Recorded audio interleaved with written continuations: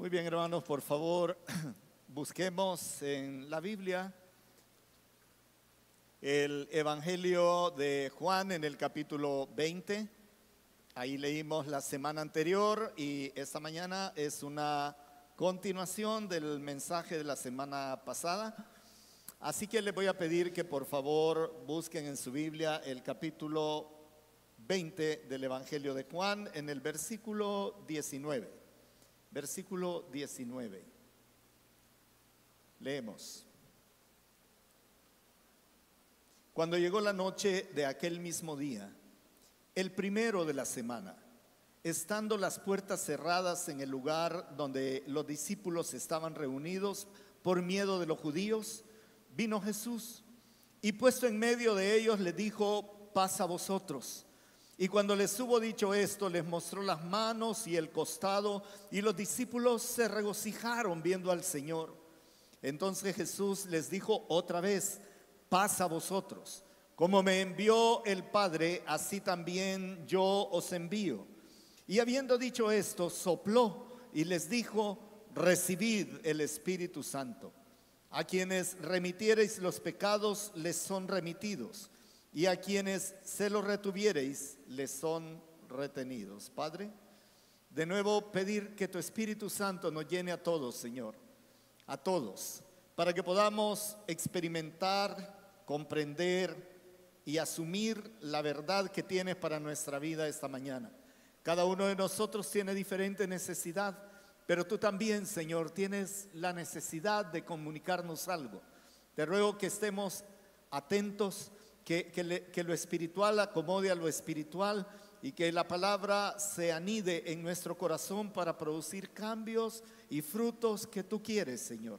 Gracias porque tú tienes el control de todo y te pido que lo tomes conmigo también para poder explicar, hablar, decir esto con amor, con claridad, pero también con denuedo, Señor.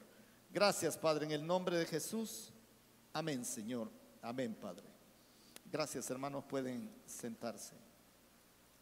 El domingo pasado comencé a predicar en este pasaje muy conocido de los evangelios, en particular del Evangelio de Juan, y en la relación de Jesucristo con sus discípulos.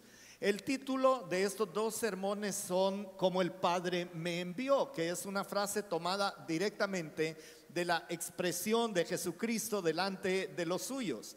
Y como les decía la semana anterior, en este tema de ser enviado, uno, o por lo menos yo, y creo que muchos de nosotros los que estamos acá también, nos hemos perdido un poco en esto de ser enviados. Por alguna razón uno llega a pensar que los enviados son aquellos que se preparan para ser enviados, que son aquellos que la iglesia reconoce de una manera especial y que comisiona para mandarlos a algún lugar. Y también uno a veces piensa que para poder ser enviado tengo que tener ciertas características que están por encima del estándar de los demás. Y otra cosa que en mi mente siempre aparece cuando menciono el título o cuando he hablado del tema de enviados es que es un mandato. Y es un mandato que si no obedezco, ay de mí, si no hago para lo que me enviaron. De tal manera que el compartir el evangelio, el hablarle a otras personas acerca de Jesús, se vuelve más una obligación, que no estaría mal, que un gozo, que una alegría, que algo que brota de los factores que voy a mencionar esta mañana y que ya mencioné dos de ellos la semana anterior. Esta mañana quiero recordarles el evento. El evento es bastante emocional, es de mucha relación, de mucho afecto. Los discípulos están escondidos ese día. Se dice, unas mujeres dijeron que Jesús no estaba en el huerto, que Jesús no estaba donde lo habían dejado, ahí en el sepulcro. Dos de los discípulos de hecho habían hecho una corrida para llegar al lugar y un ángel les había expresado que habían pasado cosas que ellos deberían de saber. Jesús mismo, no en una, sino en muchas ocasiones les había dicho que Él iba a resucitar.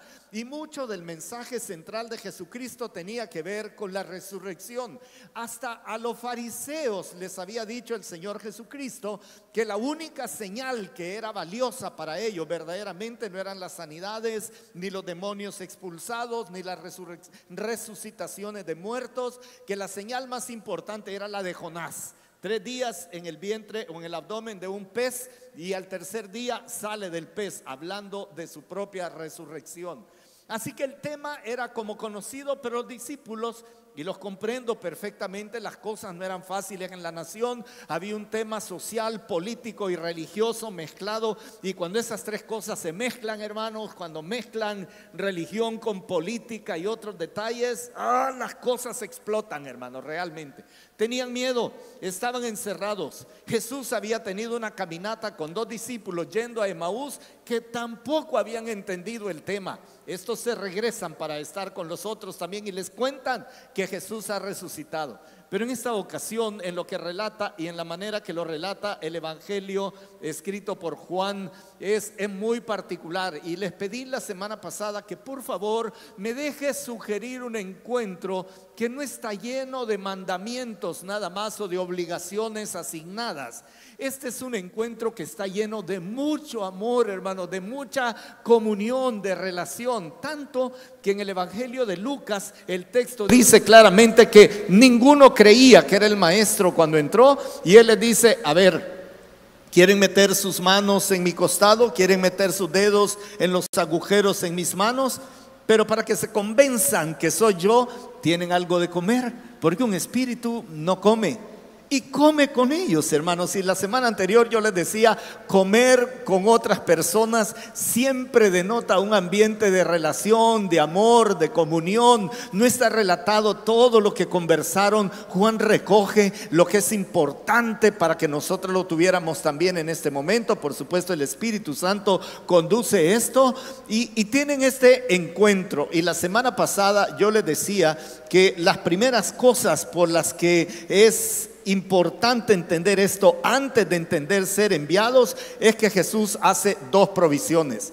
La primera de ellas es la ciertísima y poderosa y deleitosa relación personal con Jesucristo, la comunión con Jesucristo. Lo primero que hace es: soy yo, comamos, es lo primero que sucede en el evento. Y me parecía, yo les decía la semana anterior, que en esa irrupción de Jesús en la vida, a veces tocando puertas y a veces metiéndose a nuestra vida en situaciones muy dolorosas que toman tiempo para que tengan respuesta de Dios, y me gocé contigo esta semana muchísimo, pero ahí la comunión con el Señor, y recuerdo la conversación contigo: yo sé por qué ha pasado esto. Y fue hermoso en aquella ocasión. Él les dice: quiero tener comunión con ustedes. Pensé para mí que posiblemente el no hablar tanto de Jesús como debería de hablar de Él, posiblemente sea que mi comunión, mi relación, mi encuentro personal e íntimo, cotidiano, mi enamoramiento de Cristo, a lo mejor ha descendido en intensidad. Porque uno habla de lo que ama. Uno habla de lo que ama normalmente, o de lo que odia, pero uno normalmente, si ama algo o alguien, habla de eso. Y yo dije, aquí puede estar la respuesta por qué la iglesia de Cristo ha dejado de hablar de Cristo y habla más de qué maravilloso aire acondicionado, qué preciosa pantalla, qué hermosos sanitarios, qué lindo el atrio, qué lindo no sé qué. Y eso sería un gravísimo error, hermanos, porque indica de qué estamos enamorados. O hablamos de política, de fútbol, o lo que usted quiera, pero hablar del amado que toma tiempo para tener con nosotros se ha reducido, no en auditorio nada más, es que a nivel de todo el mundo. Y la segunda cosa que les dije la semana pasada es que Él los saluda de la manera hebrea, lindísima: paz a vosotros, paz a vosotros. Y nos cuesta entender el shalom de Dios para con nosotros, pero solo déjeme decirle que era imposible que ellos fueran con un mensaje tan pero tan lleno de amor si no tenían también una consecuencia directa de ese amor. Y dice el Señor Jesucristo: estoy en paz con ustedes. Por supuesto, me hizo pensar en Pablo en Romanos diciendo: justificados pues por medio de la fe, tenemos paz para con Dios. Y hermanos amados, si no hablamos de Jesús, y si hablamos de Jesús y no hablamos de su obra para volver a tener paz con Dios, el ser humano va a seguir pensando que está tranquilo con Dios, que todo está resuelto con Dios. No, no está resuelto. El ser humano en general tiene un problema de enemistad, de barrera, de pecado que le separa de Dios. Y el mensaje que le da Él, que los capacita, les da lo que tienen que tener, les dice: número 1, comunión conmigo; número 2, el mensaje de paz de Dios para ustedes. Ya ve pues que presentar o hablar de Jesús tiene estos dos componentes primarios, y es lo primero que el Señor le da para proveerles algo de qué hablar acerca de Él. Lo segundo, que ahí comenzamos esta mañana, es que les permite experimentar una fuerte, una firme convicción llena de gozo.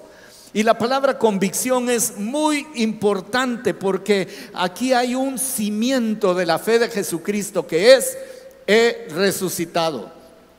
Y el Señor quiere que ellos tengan la convicción que no están hablando de un maestro, de un hombre excelente, bueno, con algunos poderes en particular. No están hablando de un gran filósofo, de un hombre que se metió en la historia y al cual deberían de hacerle monumentos y tal. No, no, no. Él está hablando de que aquí estoy yo, el que venció a la muerte. Y es que miren, hermanos, como nunca sabemos cuándo nos vamos a enfrentar a la muerte, y nadie sabe. Nadie sabe. Hoy tuvimos una conversación con Orlando. Esta conversación con Orlando es reiterada, creo yo, y la hemos tenido más de una vez. Pero una vez predicando de Moisés, yo dije que yo había entrado a lo que humanamente se entiende como el tercer tercio de la vida. Como Moisés, a los 80 años comienza su labor de conducir al pueblo a la tierra prometida, y vivió 120. Entonces yo dije: está bien, 3/3 de la vida. Y yo dije: pues ya pasé de los 50 años, es muy probable que yo ya estoy en el tercer tercio de la vida. Y tengo un sentido de urgencia, hay cosas que necesito hacer, hay cosas que quiero hacer, tengo que cuidar mi cuerpo para poder tener la energía, mi mente para tener la claridad, y mi corazón para con Cristo, para tener la certeza que camino de Él. Pero sé que estoy en el tercer tercio de mi vida. Pues ¿sabe cuál es el problema? Que nadie sabe cuál es el tercer tercio de su vida. No te vayas a poner así mal esta mañana, Saulito, por favor. Pero ¿quién te ha dicho a vos que no estás en el tercer tercio de tu vida? Nadie. Entonces Jesús llega y se muestra a ellos y les dice: aquí están las señales de mi victoria sobre la muerte, que resucité. Metan su mano en mi costado, metan sus dedos en mis llagas en las manos, y se van a dar cuenta que soy el vencedor de la muerte y de la consecuencia del pecado, y gloria sea a Dios por esto. Y esto es lo que les dice primero. Antes de enviarlos, les dice: el mensaje de ustedes no es un mensaje histórico, filosófico, religioso, es la victoria sobre la muerte. Que no importa cuándo muero o cómo muero, lo que importa es cómo vivo lo que vivo, así viva 20, 30, 60, 80 o 90 años. Y esa convicción que le transmite de la certeza de que creo en el Cristo que murió por mí, pero que resucitó al tercer día, cambia la expresión del mensaje de uno que es enviado. Ninguna de estas cosas son universitarias o de seminario.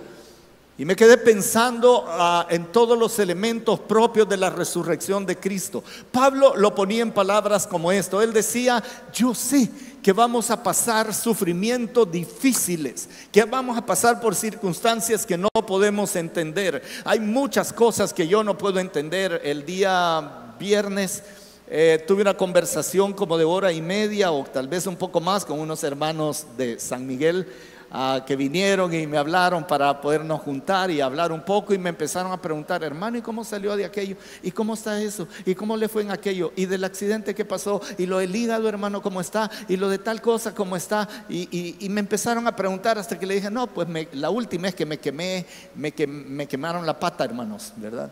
Entonces, en el buen sentido de la palabra. Me quemé en un incendio ahora que estábamos afuera, y ahí ando una quemada de 2º grado en el pie. Y dijo él: a ustedes les han pasado un montón de cosas. Y pensé yo, cada uno de mis hermanos, cada uno de ustedes ha pasado por profundos dolores que uno no quisiera tener que enfrentar. Algunos han perdido seres queridos, otros están luchando con enfermedades, otros carencias, falta de empleo, falta de esperanza, que le andan persiguiendo a su pariente que no tiene documentos en Estados Unidos, que no sabe qué va a hacer cuando lo manden de regreso, si es que lo mandan. O sea, todos tenemos un montón de cosas. Esta semana yo tuve un fuerte impacto en el corazón pensando en madres, padres, abuelas, abuelos, familiares de personas que están detenidas bajo el régimen. La fiscalía pidió 2 años más para procesar a las personas que no han podido procesar. Asumamos que hay una persona inocente, uno. ¿Por qué tiene que estar detenido 2 años más? Porque el sistema no tiene tiempo para procesar sus casos. Injusticia. Porque para que no haya justicia basta una injusticia. Y yo dije, esto tiene que ser un gran pesar para madres de familia, para amigos, para personas que dicen 2 años más sin esperanza, y una vez que una cosa se repite, ¿por qué no se va a repetir una tercera? Pues este tipo de dolor, que no sé si su pariente encarcelado es inocente o es culpable, la familia ya no discrimina, le duele. Pues todos estos dolores los vamos enfrentando en la vida, y más, y muchos más, hermanos.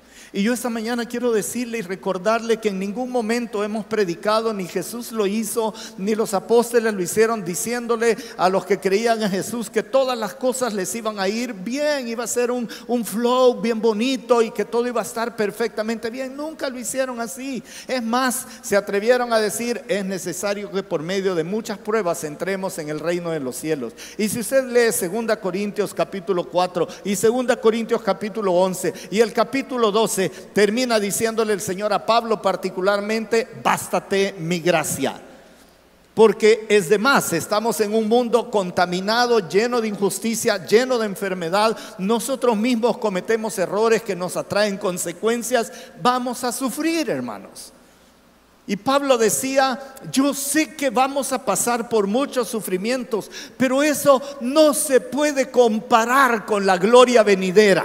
No se puede comparar con la gloria venidera. Entonces cuando Cristo se presenta delante de sus discípulos y les dice, aquí estoy, vencí a la muerte, la vida terrenal no es el todo para ustedes, que sepan que en algún momento ustedes van a estar en la presencia mía. Y es más, él ya les había anticipado, voy a la casa de mi padre y les voy a preparar lugar, porque yo quiero que donde yo estoy ustedes también estén, en Juan capítulo 14. Y así en muchos, en Juan 17, el momento de oración sublime de Cristo por nosotros. Padre, que ellos estén en mí y conmigo como yo estoy contigo y en ti.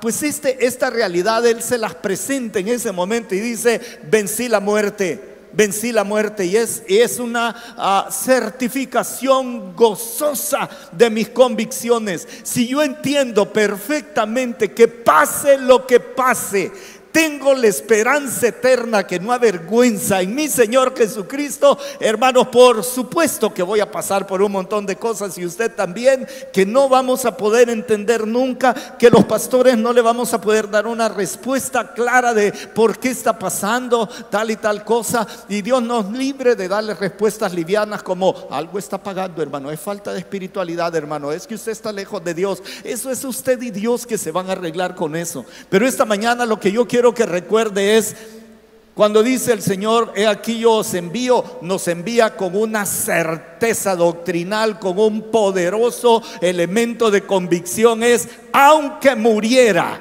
en este proceso de ser enviado, voy a volver a vivir porque mi Señor vive. Ese es el mensaje para el enviado. Pase lo que pase, voy a vivir. Así que enviados todos nosotros, ese elemento de temor el Señor se los quita con una firme convicción. Creo que hemos dejado de hablar de Jesús porque la certeza de la vida después de la muerte se ha vuelto demasiado liviana. Amamos demasiado la vida terrenal. Nos cuesta creer y visualizarnos en la gloriosa maravilla de estar en la presencia de Dios. Nos asusta y nos duele demasiado la muerte y partida de seres queridos, y a veces tengo la sensación que es no solamente por el normal dolor que hay en la separación, que vamos, por favor, es real, pero cuando se pierde la esperanza, cuando no se puede ver más allá, cuando no se puede aprender a vivir con algo, poniendo la mirada en esta certificación gloriosa de una convicción fuerte de la victoria sobre la muerte, algo pasó en nuestro corazón. Nos materializamos, hermanos. Nos temporizamos, es decir, nos volvimos seres que son de aquí y ahora en lugar de allá y por toda la eternidad. Allá y por toda la eternidad. Y el Señor tiene el cuidado tierno, pero muy tierno, de decirle: no temas. Él sabe lo que va a pasar, sabe cómo va a morir Pedro, cómo va a morir Tomás, que no creía. Él sabe cómo va a morir Juan, o va a quedarse ahí en una isla, lo que sea. Él sabe perfectamente que a Pablo le va a tocar durísimo. Él sabe que van a degollar a Juan el Bautista, sabe que han degollado a Juan el Bautista. Él sabe perfectamente todo y les dice: pero yo vencí la muerte. Los enviados tienen este tipo de convicción. Claro, a lo mejor vamos a una formación misionera y nos van a enseñar un poco del lenguaje, nos van a enseñar un poco de la sociodemografía del lugar donde vamos, nos van a enseñar cómo vivir con un presupuesto ajustado y a veces no tan ajustado. Nos van a enseñar muchas cosas. Pero hermanos amados, enviados, porque ustedes y yo somos enviados sin ninguna distinción. Quizás lo que nos va a sostener en esos momentos, donde quiera que estemos enviados, acá o lejos de acá, es la convicción de que mi Redentor vive, de que Él venció a la muerte, de que me pase lo que pase, no puedo callar, porque a lo mejor me maten por hablar de Él, pero no puedo callar, y si me matan, tengo la vida eterna certificada, garantizada. Esa es la convicción gozosa que ellos tienen, porque el texto dice claramente que les enseña todo, y entonces los discípulos se regocijaron viendo al Señor. Pero hay una tercera cosa más, hay un comisionamiento que tiene particularidades acá. Ya he dicho, están en un momento lindo de relación, partiendo pescado y comiendo miel. Esto es lo que le ofrecieron, miel y pescado. Eso comen. Esa es una combinación que no sé si yo la comería, pero eso comían, hermanos. Eso comían, miel y pescado. Hace muchos años un personaje que algunos de ustedes conocen, don Alfonso Chacón, nos llevó a un lugar ahí en la isla donde él tenía una propiedad. Y nos fuimos bien temprano, hermanos, como a las 5 de la mañana nos llevó para el lugar y pasamos al otro lado del estero de Jaltepeque.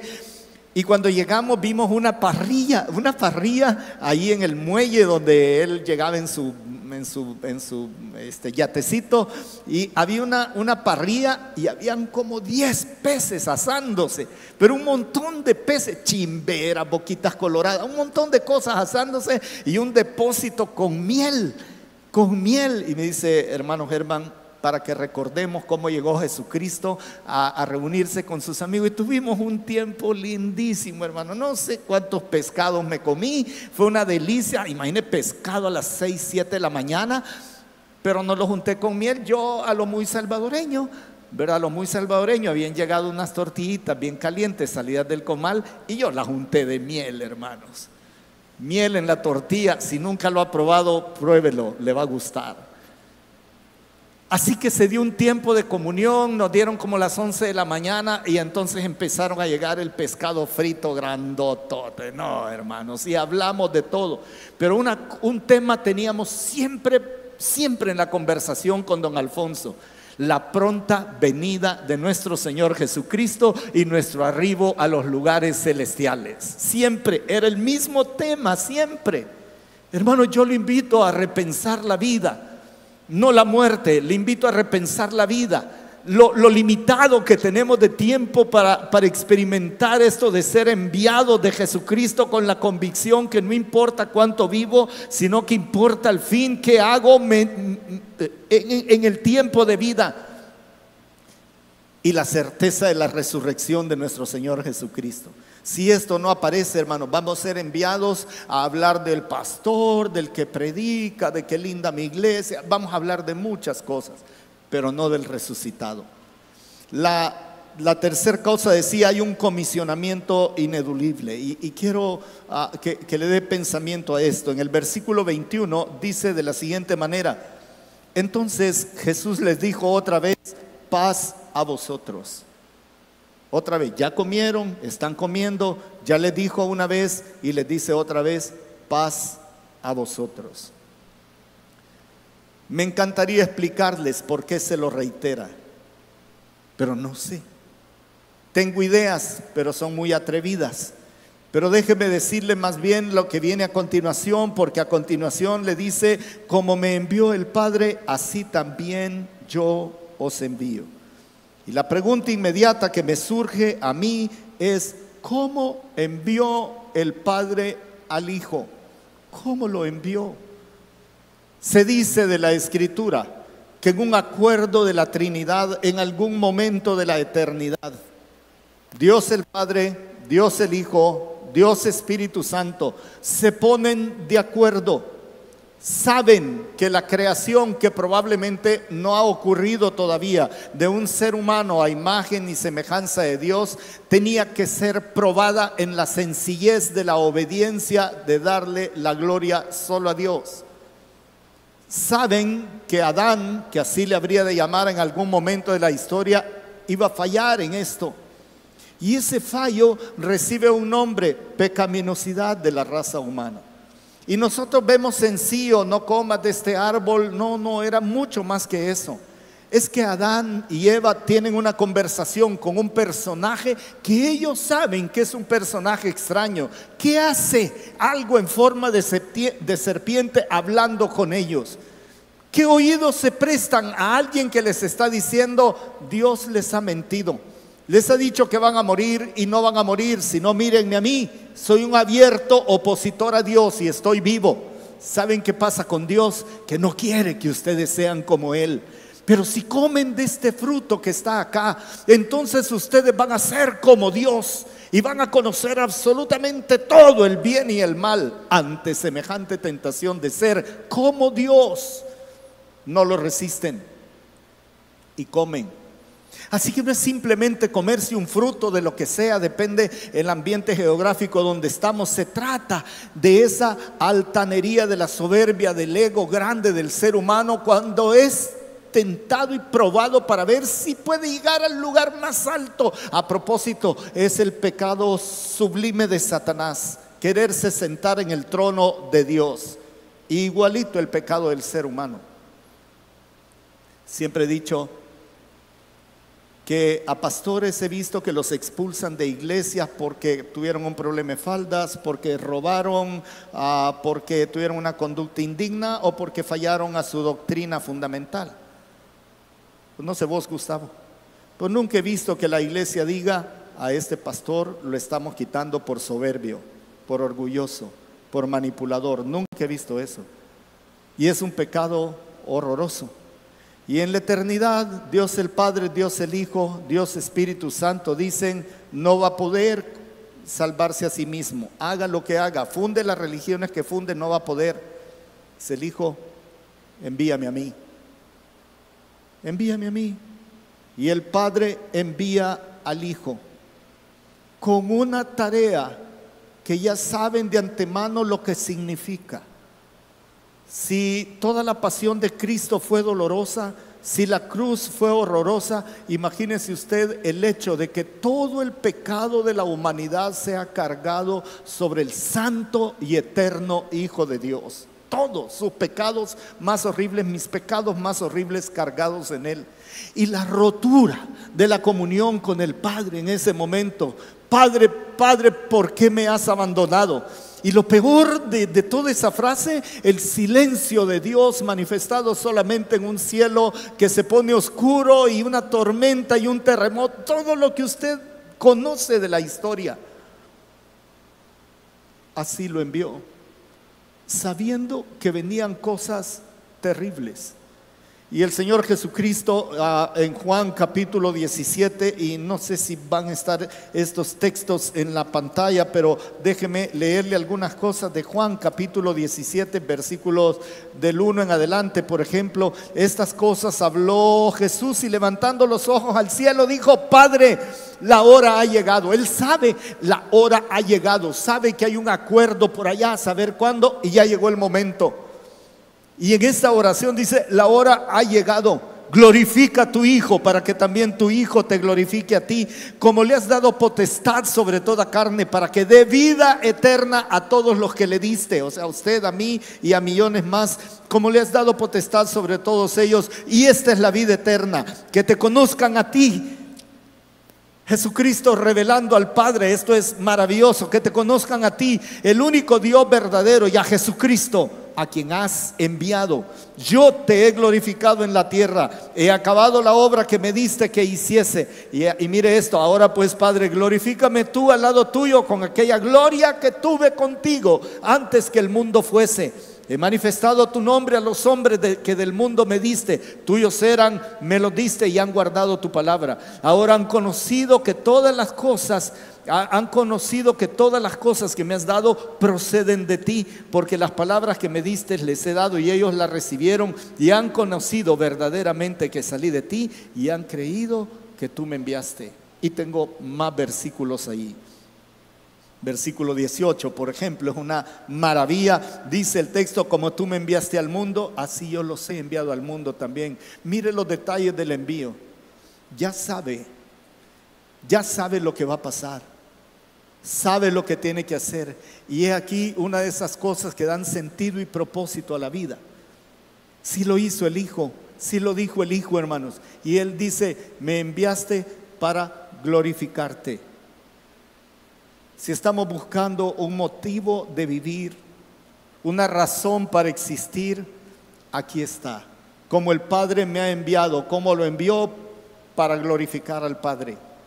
Cómo nos envía a nosotros el Señor a esta vida y lo que tenemos que hacer para Él y por Él en esta vida para glorificar al Padre. El martes anterior tuvimos la primera sesión prematrimonial, y si usted todavía quiere y puede, el martes está abierto el cupo aún para matrimonios, no solo para parejas que se van a casar. Y termino diciéndole siempre en esa ocasión: el objetivo fundamental del matrimonio es glorificar a Dios por encima de todo. Y si uno determina que va a glorificar a Dios en todos los elementos del matrimonio, ¿por qué voy a maltratar a mi esposa o usted a su esposo? ¿Cómo va a ser posible que le diga una soecidad a mis hijos? ¿Cómo voy a entrar en una relación incorrecta con otra persona? ¿Cómo me voy a volver tacaño o infiel en otras cosas de la vida? No se puede. ¿Y sabe por qué? Porque estamos enviados para glorificar al Padre. En la manera que hago mis negocios de la vida, enviado como el Padre envió al Hijo, para glorificar en todo lo que hago al Padre, en la empresa, en el trabajo que tengo, para glorificar al Padre. Si me pregunta, cuando Jesús dice: he aquí yo los envío, pues los envío como me envió mi Padre. ¿Para qué lo envió su Padre? Para glorificar al Padre, hermano. O sea, que hay un motivo para la vida tremendo. No espere un llamamiento en una campaña misionera para ver a dónde lo vamos a mandar, a qué idioma. Quizás vamos a hacer eso en algún momento, pero cuando Él dice: los envío como Él me envió, glorifíquenme con su vida, glorifíquenme con sus actos, con sus pensamientos, con sus palabras, glorifíquenme. Los envío a sabiendas que pueden sufrir, pero sabiendo que tienen la vida eterna seguramente en su poder. Así los envío, como me envió el Padre a mí. Aquí no hay un mensaje misionero de los tradicionales: id a las naciones, o miren el no sé qué, la ventana no sé cuál, la puerta no sé cuál. Pues está bien, vamos a hablar de eso, creo yo, en las próximas semanas.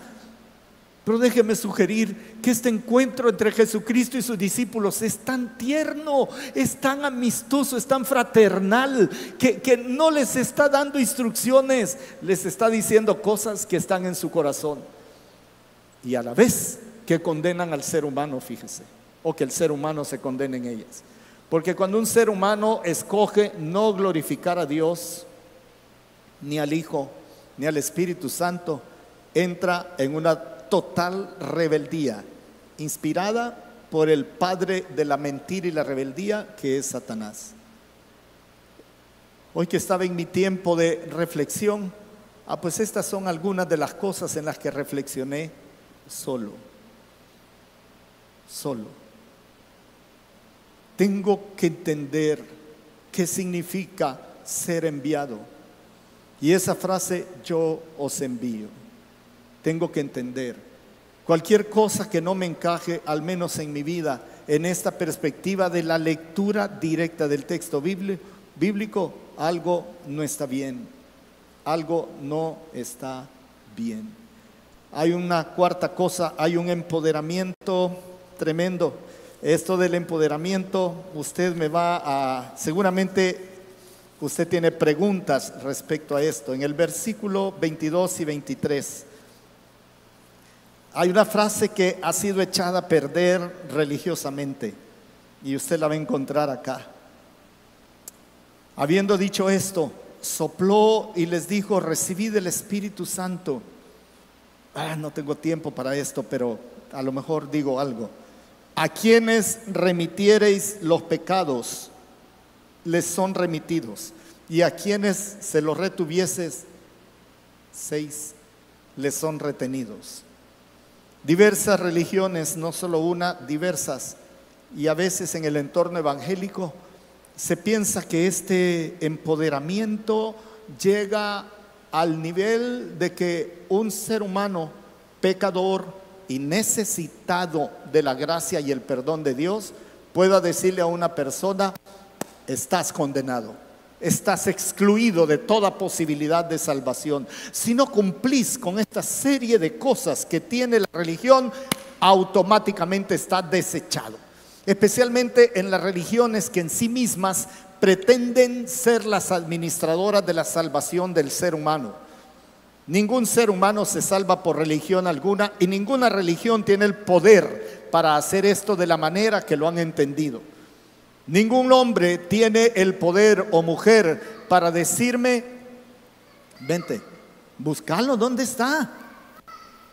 ¿Dónde? Ya está, allá está, allá está.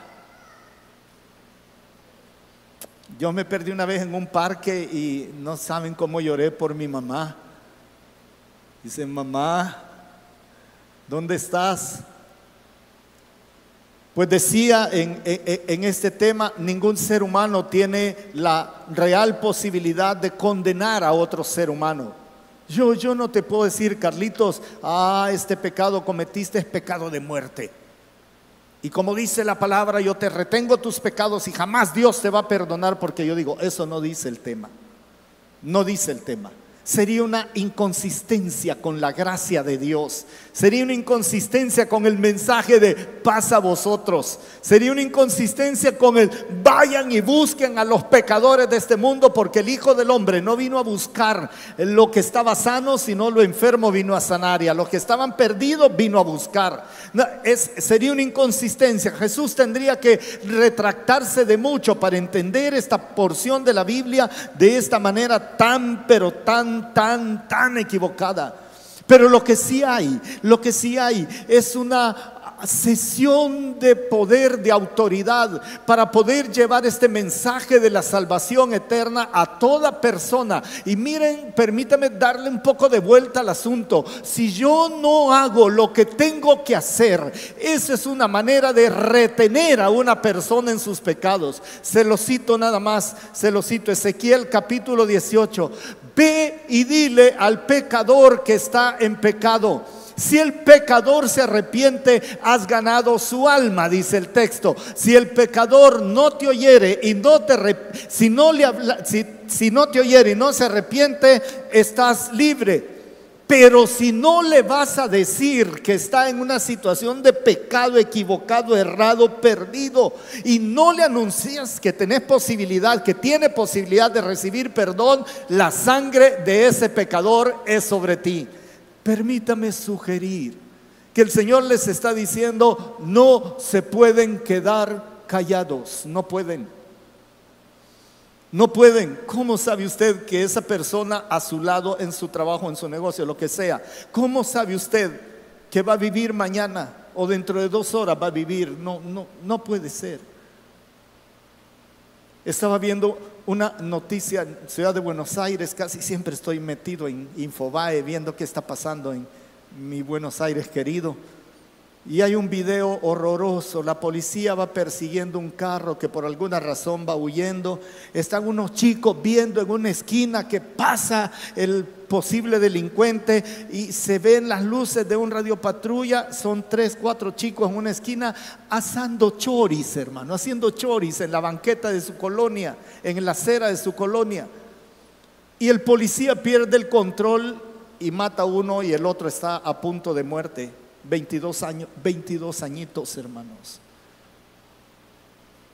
No tiene la culpa el policía. Dígame usted, ¿cómo va a saber que el carro le va a patinar? ¿Cómo? No hay forma. ¿Cómo sabe el chico que ese video de cámara pública era el último video vivo de él?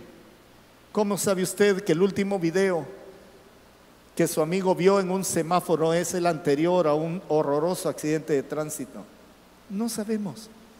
Y Jesús dice, miren, este mensaje, esta autoridad, este soplo del Espíritu, que no es la llenura del Espíritu Santo que es mencionada más adelante en las cartas paulinas y otras. Este es les doy todo lo que necesitan para llevar este mensaje y llévenlo. Porque si no lo llevan teniendo el poder para llevarlo, son responsables. Pablo decía, soy deudor, decía Pablo. Y decía Pablo, tengo un sentido de urgencia por compartirle a la gente el evangelio de Jesucristo. Soy deudor. En este soplar del Espíritu y en esta sesión de poder y de autoridad tan tremendo, este respaldo se vuelve peligroso que la iglesia de Jesucristo guarde silencio. Llegué a pensar que una de las razones por la que la iglesia de Jesús hemos dejado de hablar de Él es porque no entendemos la trascendencia de la vida, de la muerte y la eternidad sin Cristo, y la inminencia en la que una persona podría morir habiéndole tenido cerca. Y la última cosa es que Él tiene una urgencia que la comparte con ellos. En el versículo 19 comienza diciendo de la siguiente manera: cuando llegó la noche de aquel mismo día. Me encanta quedarme atrapado en algunas de estas palabras. Me encanta quedarme atrapado ahí.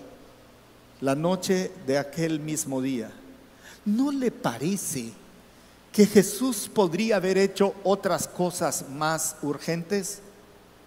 ¿No le parece que podría haber ido a visitar a su madre, que está quebrada por el dolor de todo lo que ha pasado?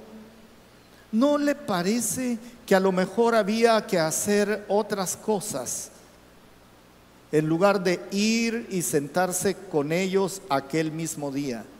¿No le parece que este mensaje se los pudo haber dado más adelante? Que aquella noche solo hubiera dicho: hey, estoy vivo, tranquilos, ¿verdad? Démosle con todo que estoy vivo, tranquilos. ¿No le parece que eso pudo haber esperado unos días más? Bueno, 50 días después de esto se apareció a cientos y se apareció a otros más vivo, y eso dan prueba indubitable de la resurrección de Cristo, así dice la Biblia. Pues ¿no le parece que esa noche debe haber estado diseñada para mostrar su gloria y mostrar su poder y simplemente ser adorado, que bien lo merece por todo lo que estaban ahí? ¿No le parece que pudo haber ido a un lugar de más importancia como el Sanedrín, los fariseos o el mismo Poncio Pilato, o presentarse vivo de una manera maravillosa delante del emperador?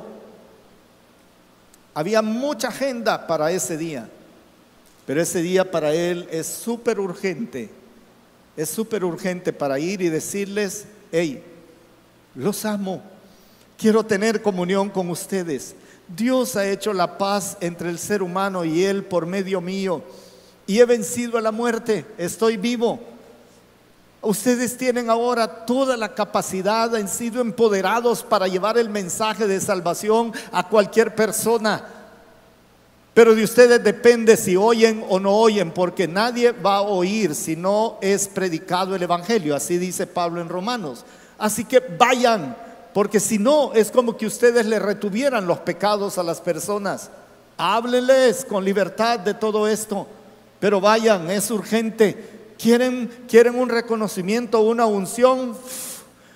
Les soplo mi espíritu, que es un acto de unción de un enviado, como de Mesías, de un prometido que es enviado. Vayan, es súper, pero súper urgente que lo hagan, no hay tiempo. Entonces, Orlando, cuando decíamos hoy temprano en la mañana, tengo un sentido de urgencia de algunas cosas de la vida, porque no sé si mi tercer tercio va a durar tanto como mi primero y mi segundo. Es más, sé que no va a durar la suma de ellos, obviamente. No voy a vivir 66 años más, quizás ni de uno de ellos 33 años más. No, y no quiero. Y no se imagínense 99 años. Bueno, tal vez sí. Conozco una hermana donde nos quedamos en California que tiene 99 años, va a cumplir dentro de unas semanitas, ¿verdad? Doña Mari, la mamá de Mabel, 99. 3 meses después yo le dije celebrémosle los 100 años, porque 3 meses después más los 9 años de embarazo, pum, 100, ya está. No tiene que llegar hasta septiembre del otro año. Y es lindo hablar con ella. ¿Cómo está, pastor? ¿Cómo amaneció? ¿Está cansadito? ¿Cómo le fue en el viaje, pastor? ¿Cómo estuvo todo? ¿Quiere una galletita de las mías? Venga, siéntese acá conmigo. Esos fueron nuestros últimos días en California. Y doña Mari es así sí, dame 30 años más, Señor. Y quiero ver a los hijos de mis nietos, ¿verdad? Y cantarle las mismas canciones que le canto a estos. Me encanta cantarles y enseñarles algunas canciones. Ese mi nieto Catito, el hijo de Ricardo y Débora, yo creo, hay 2 que le encantan, pero la que más le gusta es Más blanco que la nieve. ¿Alguien se sabe Más blanco que la nieve?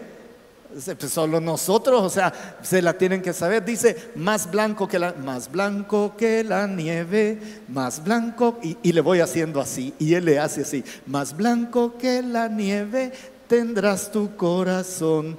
Jesús vendrá en las nubes a levantar su pueblo. Y aquí viene la parte que más le gusta. Si no estás preparado, y cuando hace esto lo hace con la cara así, si no estás preparado, te quedas en el suelo. O sea, ¿cómo le va a gustar más esa parte de la alabanza? Pero es verdad, hermano, absolutamente verdad. Pues no sé si voy a llegar a ver más que eso. Hay un sentido de urgencia que Jesús manifiesta al llegar la noche del mismo día que ha resucitado. No hay más tiempo, hermanos. Y usted, como sabe que tiene una semana para hablarle de Jesús a los suyos, o hacerles una invitación para que oigan de Jesús los suyos. No sabe si usted va a vivir, ni si ellos van a vivir. Y si mueren sin Cristo, no tiene idea cómo es de difícil predicar en un funeral de una persona que no creyó en Jesucristo. Es muy doloroso. Tienen razón de llorar, y mucho.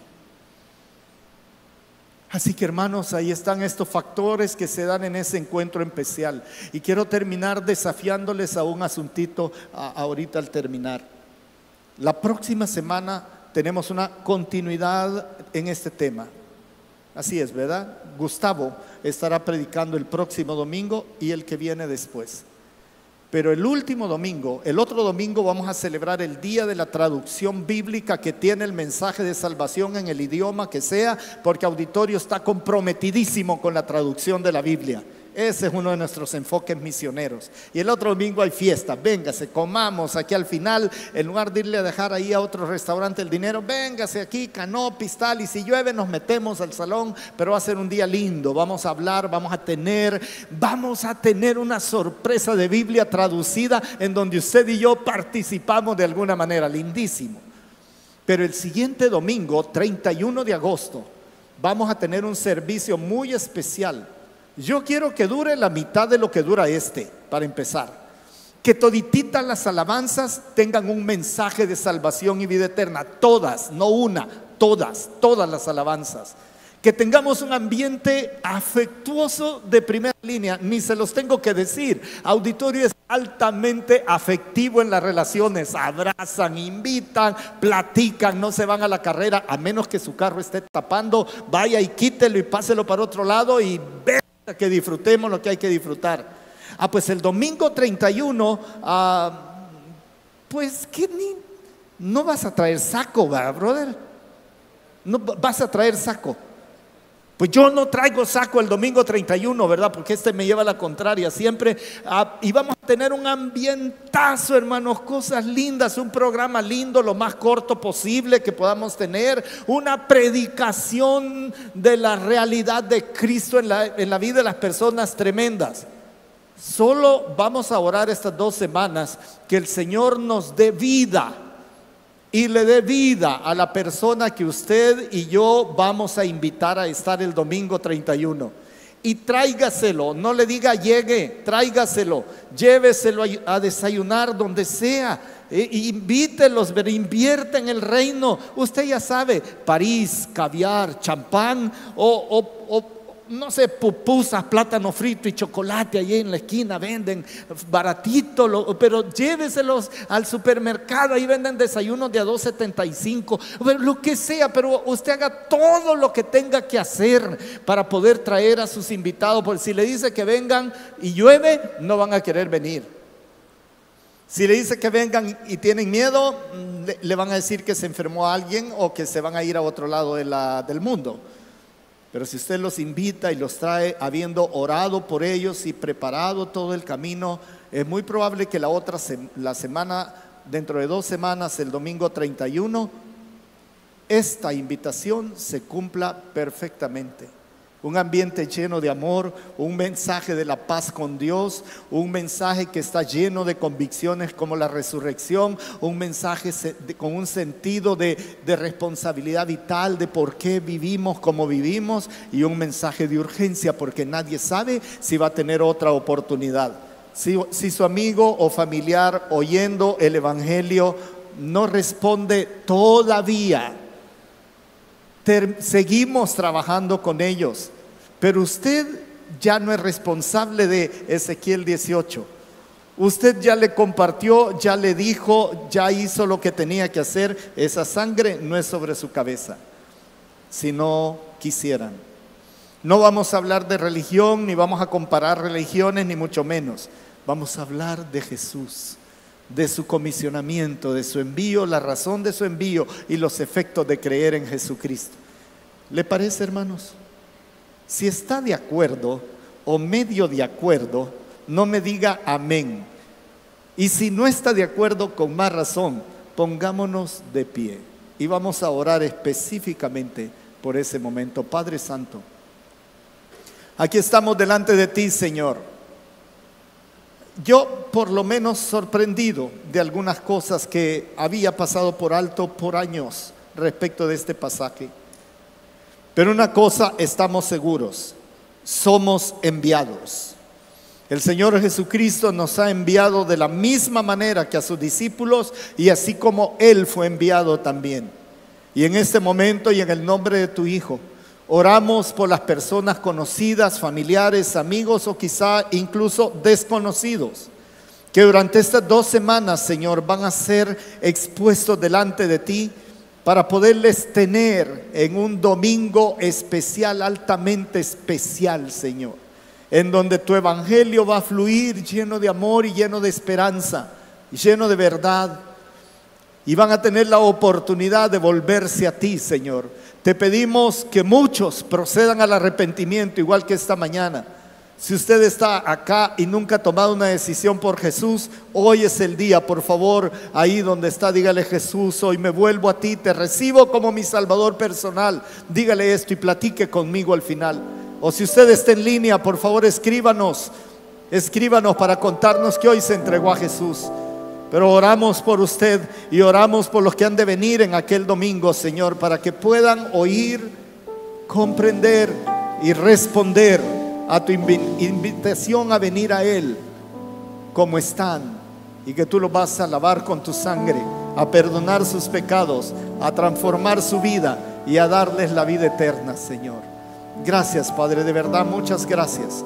Gracias por sentarte a comer con tus discípulos. Y queremos sentir estos 2 sermones como sentarnos a comer contigo. Te bendecimos y bendecimos a cada familia, Señor, en el dolor y en la alegría, Señor. Lo que esté pasando cada uno, por favor, permite que tu Espíritu Santo les acompañe, les dé certeza de presencia. Pero muévenos a nosotros para acompañar unos a otros esta faceta en este momento que estén padeciendo o gozando. Gracias, Señor. Llévanos bien a casa, danos una tarde de reposo, Señor, pero de reflexión también en tu palabra. En el nombre de nuestro Señor Jesucristo. Amén, Señor. Amén, Padre. Dios les bendiga, hermanos.